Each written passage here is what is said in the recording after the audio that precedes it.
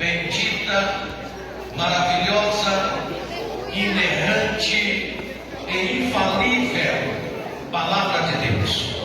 Eu disse para vocês que a mensagem que Deus colocou no meu coração, eu serei fiel e entregarei a vocês nesta tarde, aqui em Geoflotô.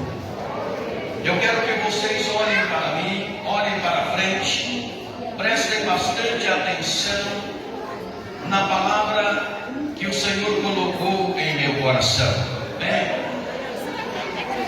Estes três textos que nós lemos, esses três versículos falam de três grandes, maravilhosas, preciosas e essenciais promessas de Jesus Cristo para nós. Jesus, ele fez três grandes promessas para o seu povo. Uma das características do mundo hoje são as inúmeras promessas encontradas em todos os segmentos sociais, políticos e religiosos.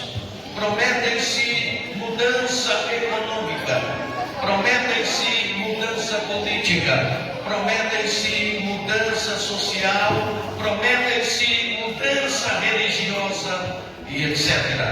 Mas eu quero dizer para vocês que o único maravilhoso para prometer e cumprir com a sua promessa se chama Jesus Cristo. Este é o único que é maravilhoso para prometer e cumprir a sua promessa. Quando você espera a promessa de um político, você pode se decepcionar, porque os homens decepcionam. Quando você espera cumprimento de promessas humanas, você pode se decepcionar, porque as pessoas humanas decepcionam. Mas quando você está focado na promessa de Jesus Cristo e espera no cumprimento dela, você não vai se frustrar, porque Jesus é maravilhoso para prometer, mas é maravilhoso para cumprir a sua promessa. Jesus, ele fez três grandes, maravilhosas e essenciais promessas. Dessas três promessas que ele fez, duas delas já se cumpriram. A terceira está por se cumprir. Mas se as duas primeiras se cumpriram, certamente podemos aguardar com paciência, porque a terceira também vai se cumprir. Vai se cumprir. Aleluia. A primeira grande promessa que Jesus Cristo fez está exatamente no versículo 18 do capítulo 16 do Evangelho segundo escreveu Mateus. Neste texto sagrado, o Senhor Jesus Cristo, em um diálogo com os seus discípulos, depois de formular uma pergunta aos seus discípulos, e depois de Pedro ousadamente responder a pergunta, movido pela ação do Espírito Santo, o Senhor Jesus então fez esta promessa dizendo: edificarei a minha igreja e as portas do inferno não prevalecerão contra ela. Então veja, dessas três promessas, a primeira foi a de edificar a sua igreja. Jesus Cristo prometeu edificar a sua igreja. Ele disse: edificarei a minha igreja. Meus irmãos, esta promessa da edificação da igreja foi feita diante do mundo, foi feita diante do diabo e foi feita diante de todo o sistema que luta contra o povo de Deus. Essa promessa de edificar a igreja todos os demônios do inferno, Jesus Cristo disse: edificarei a minha igreja. O interessante é que quando ele diz edificarei a minha igreja, logo ele decreta a invencibilidade da igreja, quando ele diz que as portas do inferno não irão prevalecer contra esta igreja.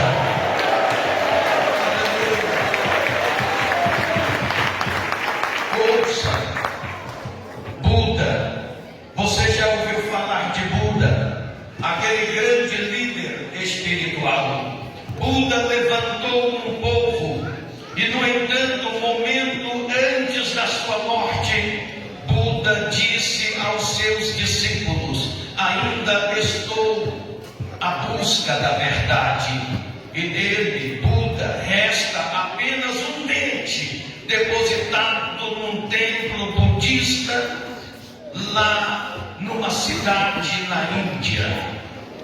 A história nos conta também que Maomé levantou um povo e, no entanto, dele, Maomé, resta apenas um punhado de pó do seu corpo na cidade de Meca, sede do islamismo. Seu povo é caracterizado pelas dores, pelos sofrimentos e pelas guerras.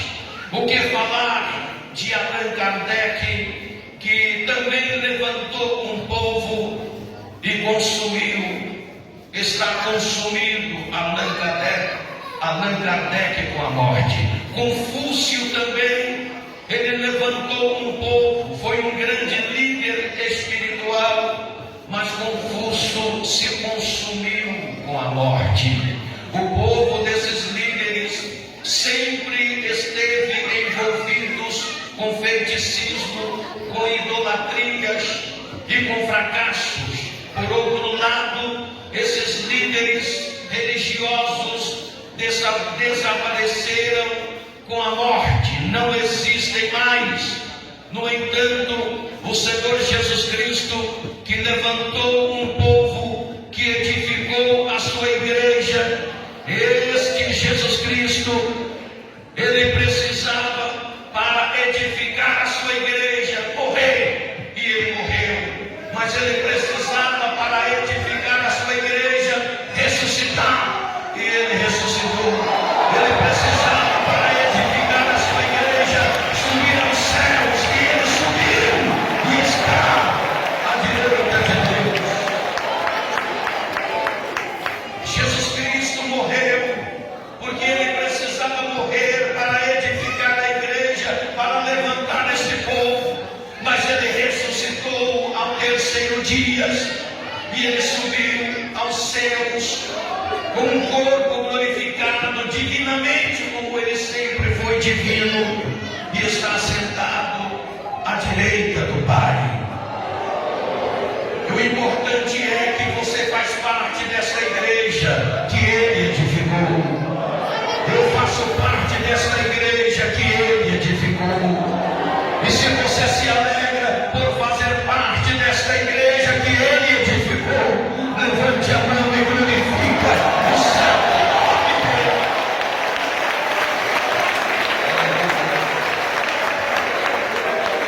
Porque que Jesus, naquela época, uma época de tantas religiões, uma época em que existia tantas igrejas, por que que Jesus disse: edificarei a minha igreja?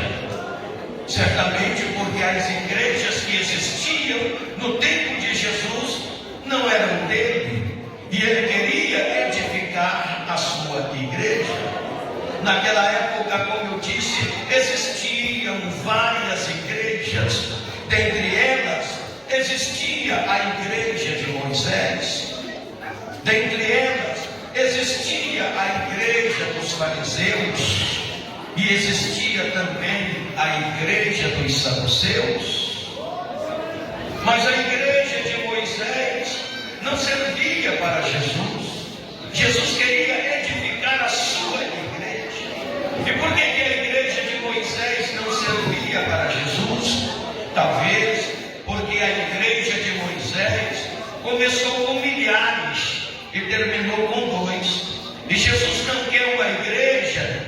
que começa com milhares e termina com 2. Jesus quer uma igreja que começa com 2 e termina com milhares. Aleluia, glória! A igreja dos fariseus também não servia para Jesus. Jesus resolve curar. Jesus resolve expulsar demônios. Jesus resolve tocar em leprosos e purificar leprosos. Mas a igreja, sendo dos fariseus, ele tem de pedir ordem à convenção. Ele teria que fazer um pedido ao doutor Gamaliel. O doutor Gamaliel certamente ia dizer: olha, esse negócio de curar doentes, esse negócio de expulsar demônios, esse negócio é polêmico, esse negócio não é certo na nossa igreja. Eu vou levar o caso para a convenção decidir. Se a convenção decidir que pode curar e expulsar demônios, você está autorizado. Então essa igreja não serve para Jesus. Jesus não quer uma igreja que ele precisa pedir autorização ao doutor Gamaliel e tem que levar na convenção geral para ver o que ele pode e deve fazer nesta igreja.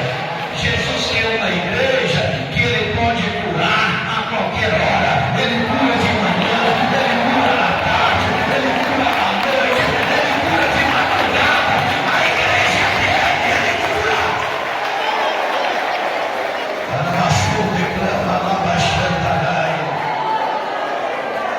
Por isso, quando nós afirmamos que nesta tarde será uma tarde de bênção, uma tarde de curas e maravilhas, é porque a igreja é dele.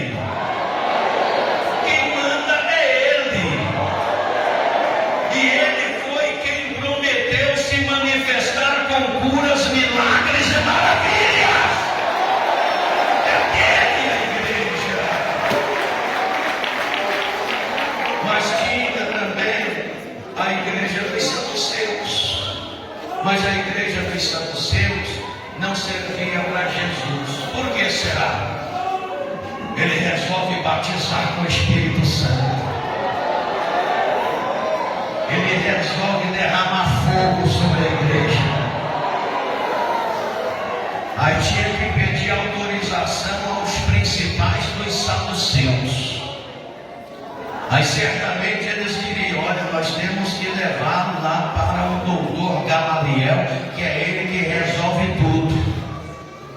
É ele que leva as questões para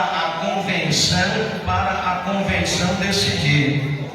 E o doutor Gamaliel pega assim a pauta: olha, esse negócio de derramar fogo na igreja, batizar com o Espírito, falar língua, esse negócio não é com a gente não. Nós não vamos autorizar. Posso até levar a questão para a convenção, mas a convenção não vai autorizar. Esse negócio é polêmico demais. Esse negócio de receber fogo e falar em outras línguas, esse negócio de batismo com o Espírito Santo com fogo, não é com nós não. Aí Jesus falou: quer saber de uma coisa? Vou edificar a minha igreja, onde eu vou batizar com o Espírito Santo.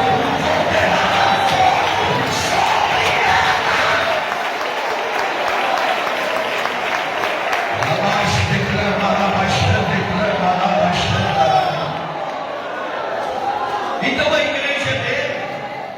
A igreja é dele. Se a igreja é dele, ele não tem que pedir autorização a doutor Gamaliel nenhum. Se a igreja é dele, ele não precisa levar para convenção nenhuma. Os fariseus não têm nada a ver com essa igreja. Os saduceus não têm nada a ver com essa igreja. Doutor Gamaliel não tem nada a ver com essa igreja. Ele disse: edificarei a minha igreja e as portas do inferno não prevalecerão. Oh, aleluia. Quem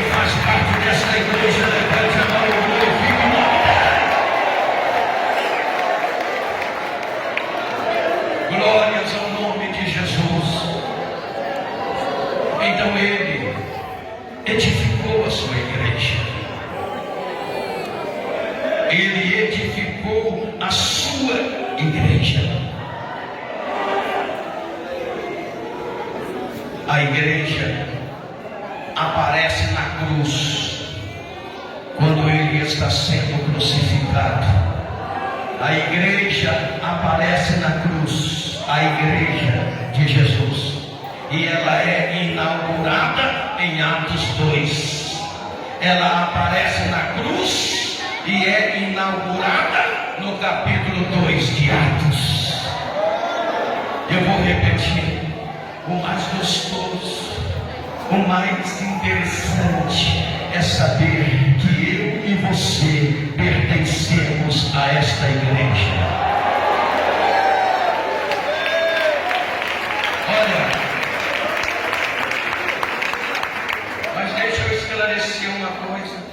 Quando eu falo de igreja, e quando a Bíblia está falando de igreja, quando Jesus está tratando da igreja, ele não está falando em placa denominacional. Esquece isso. Ele não está falando em placa denominacional. Quando ele diz edificarei a minha igreja, ele não está falando da igreja pentecostal Deus e Amor. Ele não está falando da igreja Assembleia de Deus. Ele não está se referindo à igreja batista, metodista, wesleyana, e seja qual for outra que for.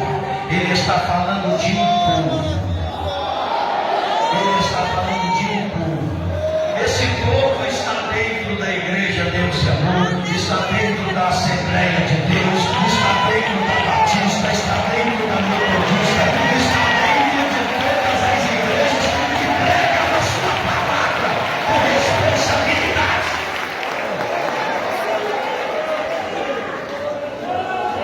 Essa diferença, placa denominacional, isso é coisa nossa. Isso é coisa nossa, isso é coisa humana, isso é coisa nossa. A igreja de Jesus é uma. Ela é uma igreja, ela é única. Você está entendendo? Se você é da igreja pentecostal Deus e Amor, e você anda com Deus, e vive com Deus, e vive a prática do Evangelho, você pertence a essa igreja. Se você é da igreja Assembleia de Deus, ou de qualquer outra igreja, vive o Evangelho, ama a Deus, pratica a palavra, você pertence a esta igreja que ele edificou.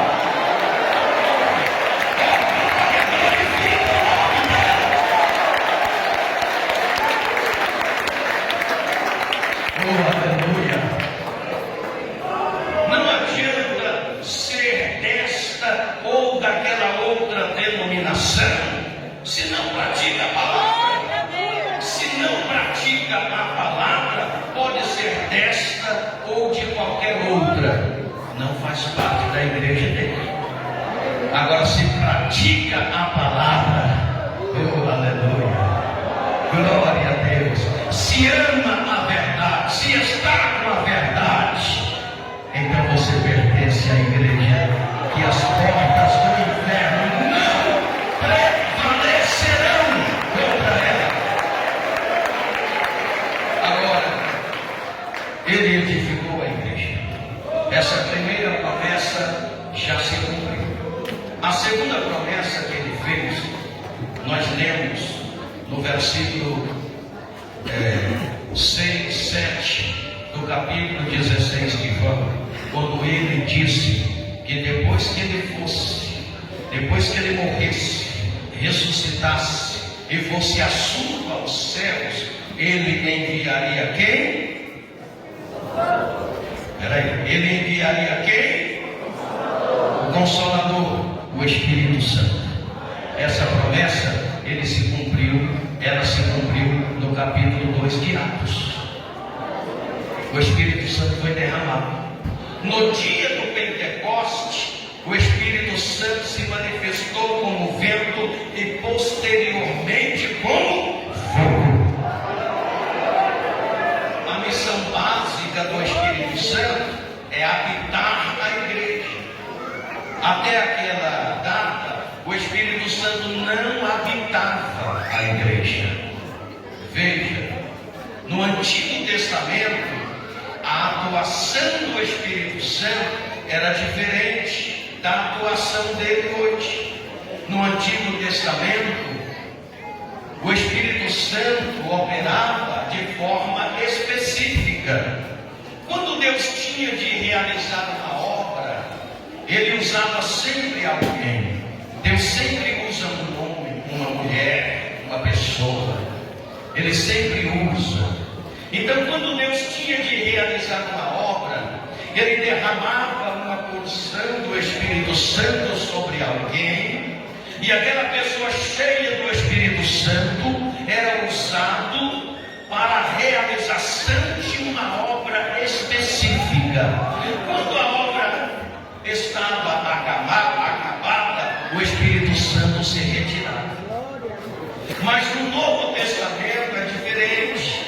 Em Atos, no capítulo 2, o Espírito Santo desceu em cumprimento da promessa de Jesus e desceu para ficar. Ele desceu para habitar. Hoje Ele está aqui conosco, Ele habita conosco, Ele habita na igreja.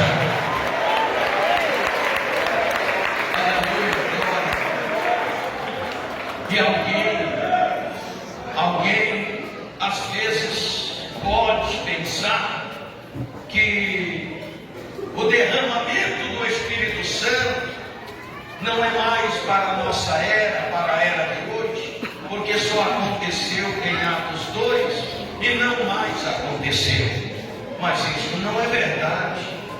O derramamento do Espírito Santo aconteceu em Atos 2, mas depois aconteceu novamente no capítulo 8 de Atos, versículo 14 ao versículo 17. Quando Filipe pregou a palavra na cidade de Samaria, e o povo de Samaria se converteu, a Bíblia fala que os apóstolos que estavam em Jerusalém enviaram para lá Pedro e João.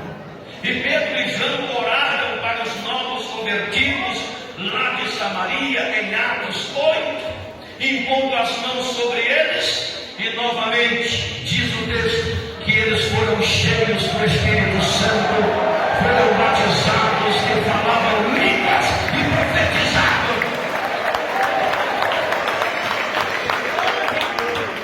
Mas não aconteceu somente em Atos 2 e em Atos 8. Aconteceu novamente em Damasco, em Atos capítulo 9, versículo 17 ao versículo 18, na conversão de Saulo de Tarso.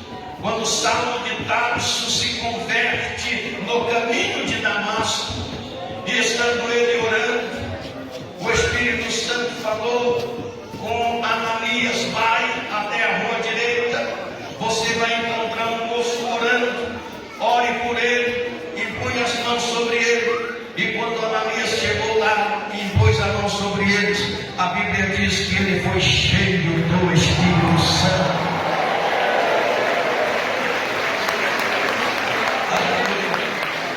Mas aconteceu novamente no capítulo 19 de Atos, do versículo 1, 2 até o versículo 6, quando Paulo, em uma de suas viagens missionárias, ele chega em Éfeso e ele encontra ali alguns discípulos e ele pergunta: recebestes vós já o Espírito Santo? E aqueles crentes responderam: do que é que você está falando? Nós nem ouvimos dizer que haja Espírito Santo. Paulo então impôs as mãos sobre eles, orou por eles, e a Bíblia diz que eles foram cheios do Espírito Santo, falaram línguas e profetizaram. Aleluia! Você está entendendo o que Deus está fazendo aqui esta tarde? Mas aconteceu novamente no capítulo 10 de Atos dos Apóstolos, no versículo 44, na casa de Cornélio, na casa de um gentil. naquela visão, o anjo apareceu para ele e disse: vai até o endereço que vou te passar. E passou o endereço da casa de Cornélio, um gentio que estava em oração, buscando a salvação. Mas ele não podia receber a salvação sem ouvir a exposição do Evangelho, porque somente Cristo salva. Ele era um moço religioso, toda a sua casa era religiosa, ele tinha suas devoções, era um moço até certo ponto temente a Deus, fazia suas esmolas, suas obras de caridade, mas nem por isso ele estava salvo, porque a salvação não é pelas obras e nem é pelos nossos méritos, só existe um meio de salvação, é através da exposição do Evangelho de Jesus Cristo. Só Ele salva, só Ele salva, só Ele salva. Pedro então pega o endereço do anjo, vai até a casa de Cornélio e prega. Está lá no capítulo 19 de Atos, ou seja, no capítulo 10 de Atos, no versículo 44. Quando Pedro prega a palavra de Deus, a Bíblia diz que o céu se abriu, o Espírito Santo desceu, e todos que ouviram a palavra foram cheios pelo Espírito Santo de Deus. Glórias ao nome do Senhor. Meus amados, as raízes do povo pentecostal apontam para o fogo. A igreja de Jesus Cristo nasceu no fogo, vive no fogo e fala línguas de fogo. A palavra diz que o fogo arderá para sempre no altar e não se apagará. Encher a igreja do Espírito Santo foi uma promessa de Jesus, e esta promessa se cumpriu em Atos 2, e ele continua enchendo a sua igreja do Espírito Santo. Agora deixa eu falar uma coisa para vocês. Esse fogo não pega de qualquer maneira. Quando falamos de fogo, você sabe que o fogo só pega quando o material é de fácil combustão. Madeira encharcada é difícil pegar fogo. Eu já trabalhei na roça e sei disso. E sei que muitos irmãos aqui, a maioria de vocês sabem disso. Tenta colocar fogo numa madeira encharcada, não pega fogo. Pastor Alessandro, não pega fogo. Madeira encharcada não é material de fácil combustão, não pega fogo. Então hoje em dia tem muitos cristãos que não pega fogo de jeito nenhum, aí fica negando o batismo no Espírito Santo, não pega fogo de jeito nenhum, aí fica negando a terceira pessoa da Santíssima Trindade, que é o Espírito Santo. Tem crente que não pega fogo mesmo, é madeira encharcada. O material não é de fácil combustão. Como é que é isso, pastor? Madeira encharcada. Madeira encharcada pelo pecado não pega fogo. Madeira encharcada pela mentira não pega fogo. Madeira encharcada pela hipocrisia não pega fogo. Madeira encharcada pela prostituição não pega fogo. Madeira encharcada pelo adultério não pega fogo. A madeira para pegar fogo tem que ser material de fácil combustão, tem que estar aberto ao fogo. Receba hoje, agora, o fogo do Espírito Santo.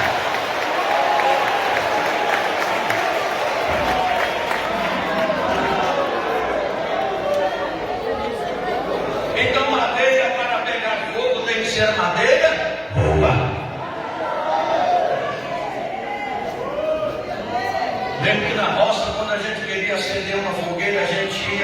no mar e pegava gravetos. Gravetos, aqueles gravetinhos. Só que um graveto só não faz um bom fogo. Você tem que juntar os gravetos.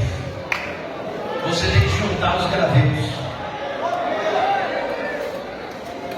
As madeiras que se acham madeira boa, estão tudo por aí, encharcada. Não pega fogo de jeito nenhum. Tem muita teologia. Sabem demais. Acham que sabem tudo. Tem boa oratória. Ninguém ganha deles na oratória. Ninguém ganha deles na teologia disfarçada deles. São filosóficos.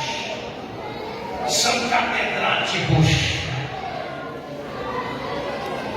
O resto para eles são gravetos. Mas são esses gravetos, um junto com o outro, que pega fogo, que pega fogo, que pega fogo, que pega fogo, e o Espírito.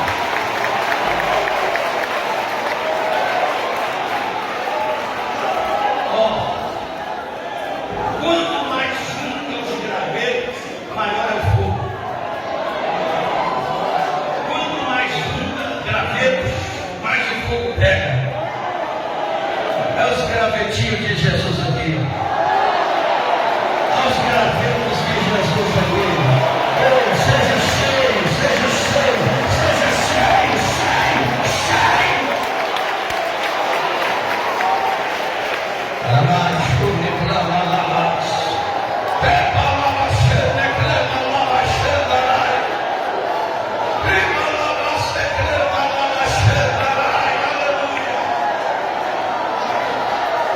Glórias ao nome de Jesus. Glória a Deus. Tem madeira boa aqui.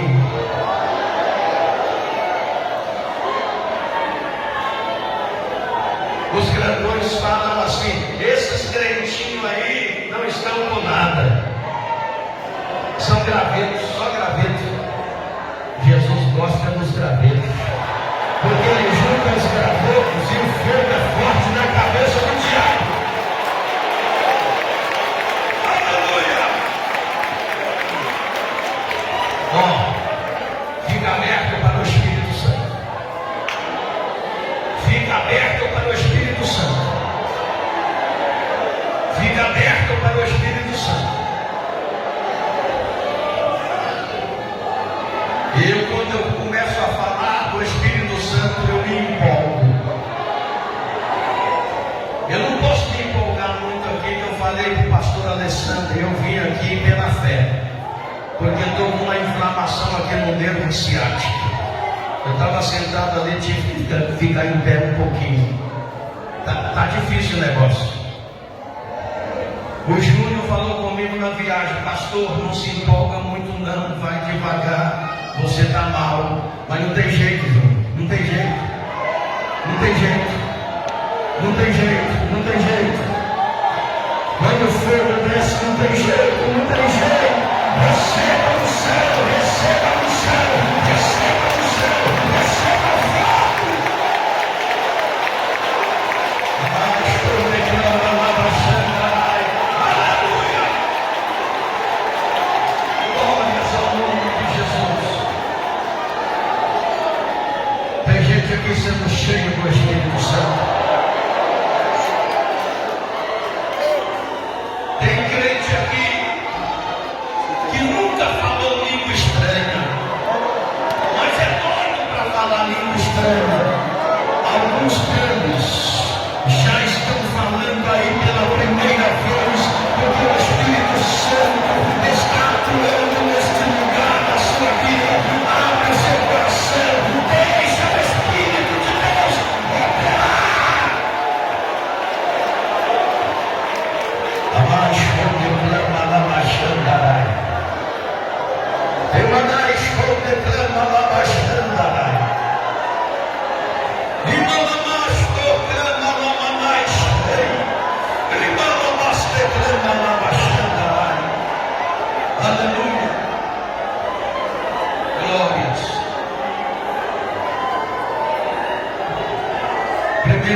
promessa. Ele prometeu edificar a sua igreja. Ele cumpriu esta promessa.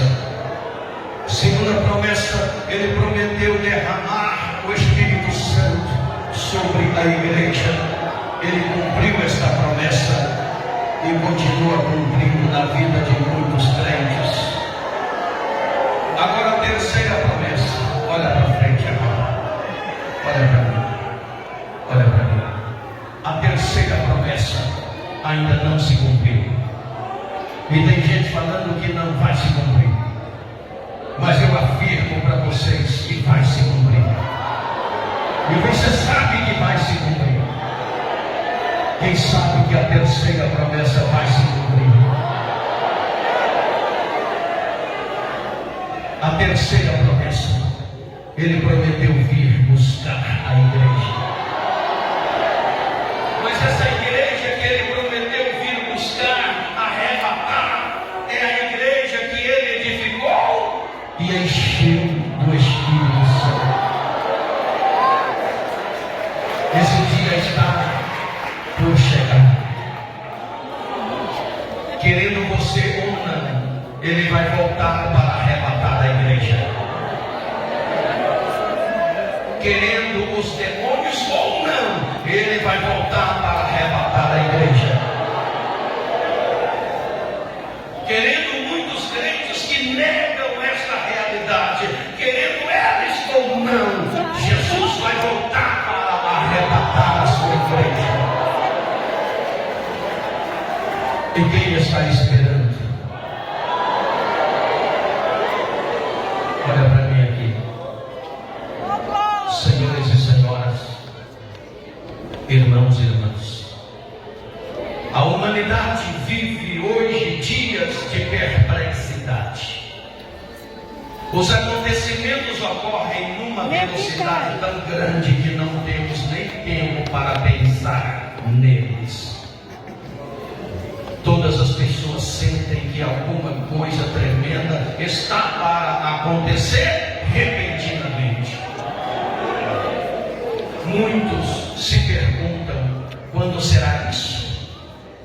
Para onde estamos caminhando?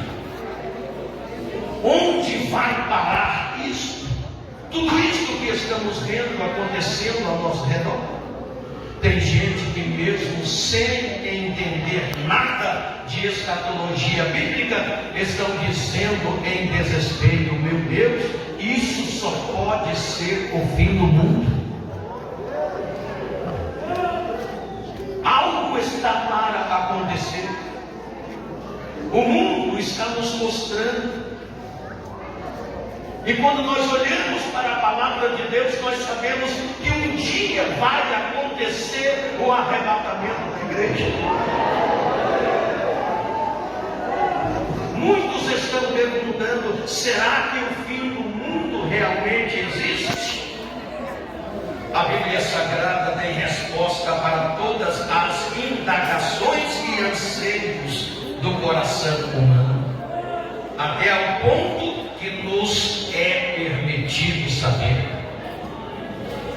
Apesar dos ataques filosóficos contra ela, através dos séculos, as profecias bíblicas estão se cumprindo uma após outra e vai se cumprir até o dia em que Jesus descer até as nuvens para arrebatar a sua igreja.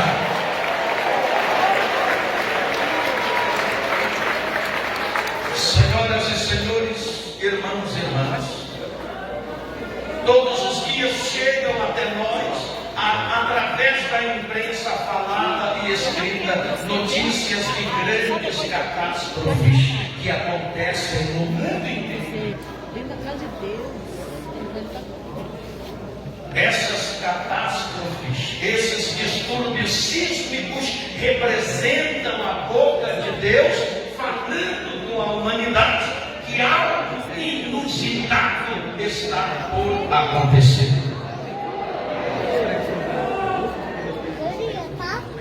A grande parte da humanidade não está dando créditos às profecias bíblicas no tocante o arrebatamento da igreja. Mas a igreja verdadeira de Jesus, os cristãos que guardam a palavra, praticam a palavra, sabem e esperam com certeza a volta de Jesus para arrebatar a igreja.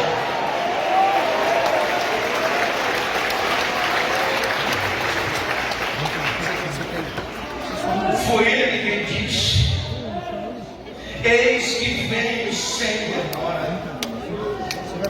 Guarda bem o que tens, para que ninguém tome a sua coroa.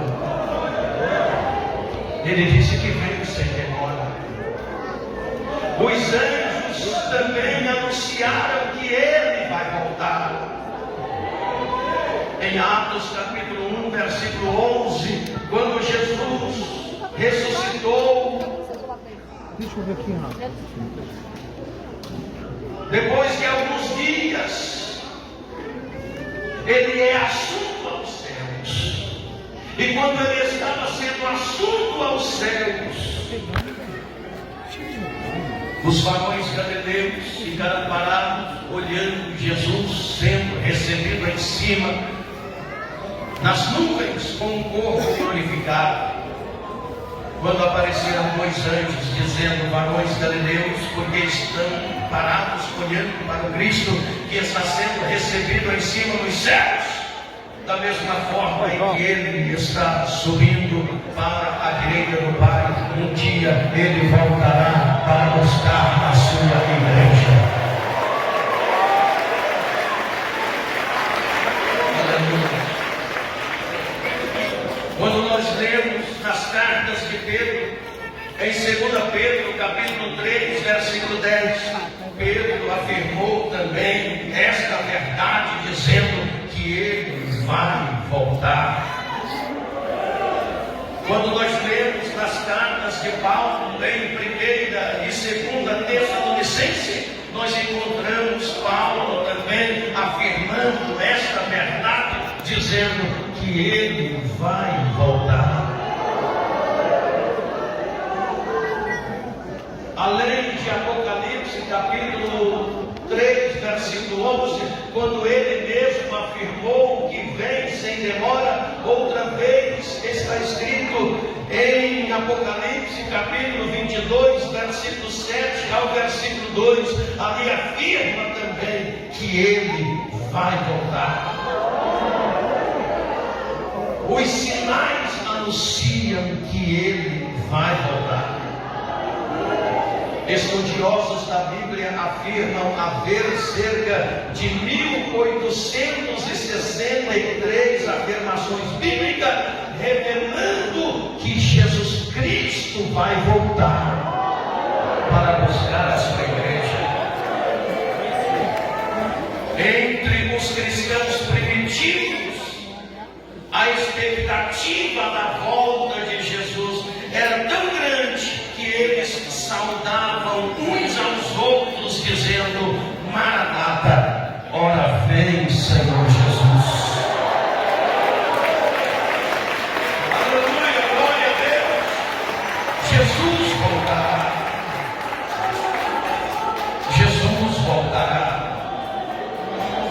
Ele cumpriu a primeira promessa, edificou a igreja, cumpriu a segunda promessa, derramou o Espírito Santo sobre a igreja. Ele certamente vai cumprir a terceira promessa. Está por se cumprir, mas ela vai se cumprir. Ele disse: eis que venho sem demora. Ele disse: guarda bem o que tens, para que ninguém tome a sua coroa. Olha aqui, senhores e senhoras, irmãos e irmãs, guarda bem o que tens, para que ninguém roube a tua coroa. Olha que tem crente não guardando e estão perdendo tudo que recebeu de Deus. Tem crente não guardando e o diabo está roubando a sua salvação. Jesus disse: guarda bem o que tens.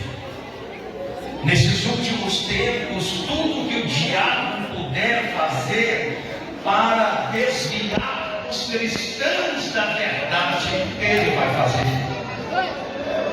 Ele vai usar tudo aquilo que Ele pode usar para fazer você esfriar na fé e para fazer o povo desacreditar na Bíblia Sagrada, para não se converter a Cristo Jesus. Mas você que se converteu, guarda bem o que tens, para que ninguém tome a sua coroa.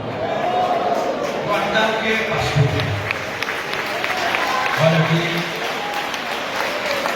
Guardar o que? Guardar a fé. Assim como Paulo guardou a fé. Em 2 Timóteo capítulo 4, versículo 7, Paulo recebeu a revelação divina da sua partida para a glória. E ele disse: já estou sendo oferecido por aspersão de sacrifício, e sei que o tempo da minha partida está próximo. Mas ele teve o privilégio de dizer: combati o bom combate, acabei a carreira e guardei a fé. Desde agora a coroa de justiça me está reservada, a qual o Senhor me dará naquele dia, e não somente a mim, mas a todos quanto amarem a sua vida. Você ama a vida de Jesus? É um sinal. Então guarda a fé, guarda o amor, guarda a esperança, guarda a sã doutrina, conforme diz o escritor aos Hebreus, no capítulo 2, versículo 1. O que disse o escritor aos Hebreus? No capítulo 2, versículo 1. Convém atentar com mais diligência, isto é, cuidado ativo, para as coisas que temos ouvido, para que em tempo algum nos desviemos delas. Porque a palavra falada pelos anjos permaneceu firme, e toda transgressão e desobediência recebeu a justa retribuição. E aí ele conclui: como escaparemos nós, se não atentarmos para uma tão grande salvação? Ninguém escapará. Tem gente fazendo tudo o que Deus proibiu e acha que vai escapar. Não vai escapar. Não vai escapar. No dia da prestação de conta, não vai escapar. Guarda bem o que tens, guarda a fé, guarda a sã doutrina, guarda a pureza da palavra no seu coração, conforme diz o escritor dos Salmos 119, versículo 11: guardei a tua palavra em meu coração, para não pecar contra ti. Guarda bem o que tens, para que ninguém tome a sua coroa.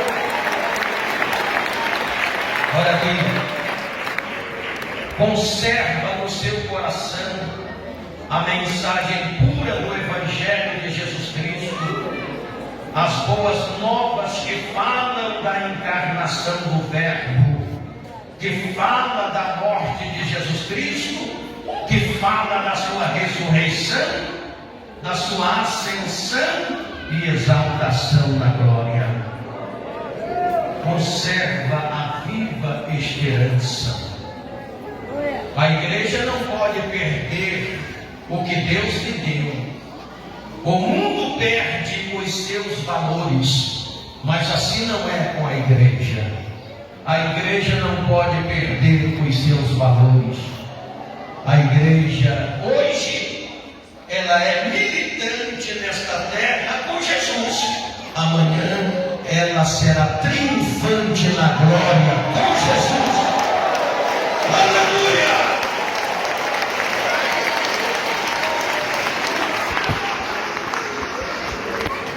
Eu quero encerrar essa minha pregação, essa simples pregação, dizendo para vocês, povo de Teófilo Antônio, Eu vim aqui para dizer isso, que eu estou dizendo para vocês.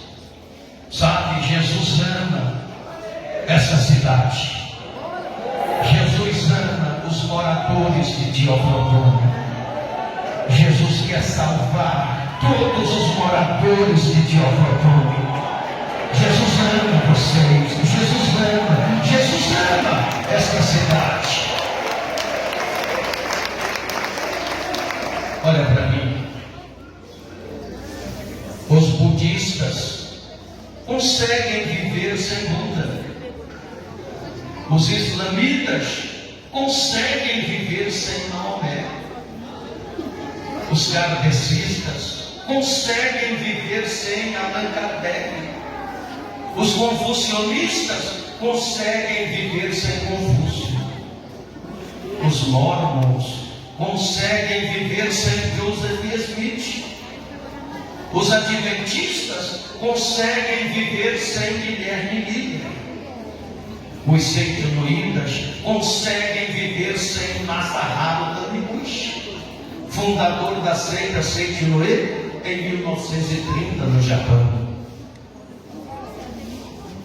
Todos esses povos conseguem viver sem seus respectivos líderes espirituais.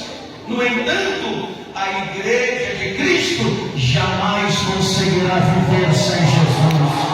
A